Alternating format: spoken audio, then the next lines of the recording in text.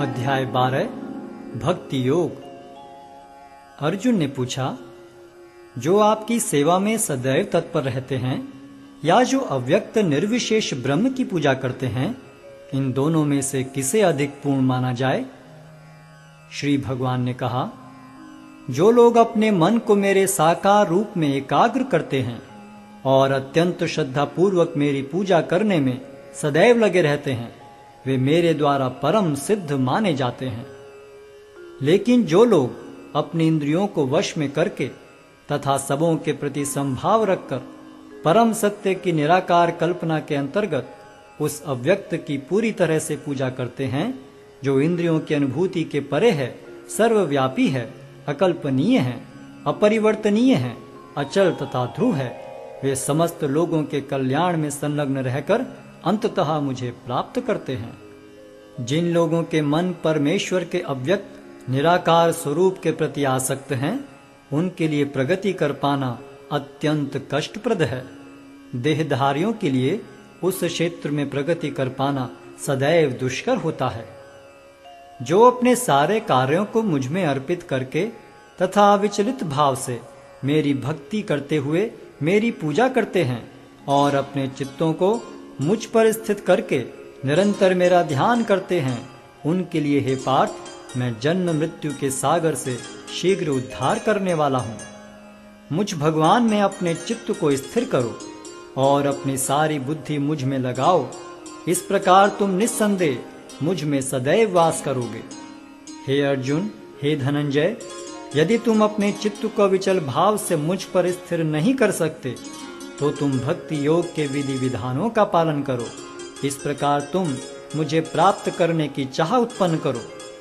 यदि तुम भक्ति योग के विधि विधानों का भी अभ्यास नहीं कर सकते, तो मेरे लिए कर्म करने का प्रयत्न करो, क्योंकि मेरे लिए कर्म करने से तुम पूर्ण अवस्था को प्राप्त होगे। किंतु यदि तुम मेरे इस भावनामृत में कर्म करने में असमर्थ हो, तो तुम अपने कर्म के समस्त फलों को त्याग कर कर्म करने का तथा आत्मस्थित होने का प्रयत्न करो। यदि तुम यह अभ्यास नहीं कर सकते, तो ज्ञान के अनुशीलन में लग जाओ।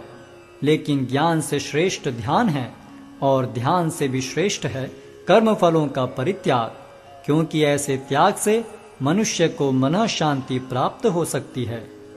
जो किसी से द्वेष नहीं करता, लेकिन सभी जीवों का दयालु मित्र है, जो अपने को स्वामी नहीं मानता और मिथ्या अहंकार से मुक्त है, जो सुख दुख में संभाव रहता है, सहिष्णु है, सदैव आत्मतुष्ट रहता है, आत्म संयमी है, तथा जो निश्चय के साथ मुझ में मन तथा बुद्धि को स्थिर करके भक्ति में लगा रहता है, ऐसा भक्त मुझे अत्यंत प्रिय है।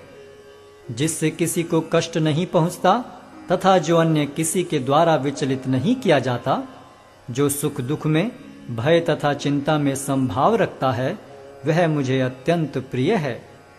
मेरा ऐसा भक्त जो सामान्य कार्यकलापों पर आश्रित नहीं है, जो शुद्ध है, दक्ष है, चिंता रहित है, समस्त कष्टों से रहित है और किसी फल के लिए प्रयत्नशील नहीं रहता, मुझे अतिशय प्रिय है।